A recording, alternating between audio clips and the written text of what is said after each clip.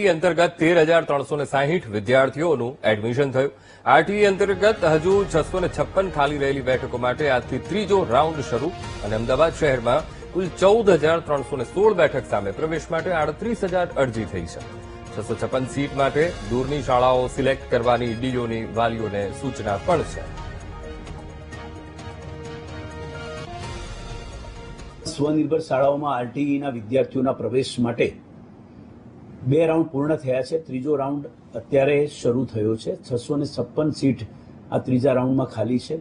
એટલે આપના માધ્યમથી વાલીઓને ચોક્કસ જણાવીશ કે તેઓ પોતાની જે શાળાઓ જે એમને લોકેશનમાં દેખાતી હોય છે અંદર પોતાના લોગિન થવાથી, એમાં એ શાળાની ચોઇસ બદલી શકશે. જેટલી પણ સીટ ખાલી હોય એવો શાળાનો ક્રમ પણ બદલી શકતા હોય છે. એટલે એક ખાસ એમને જણાવીશ આપના માધ્યમથી.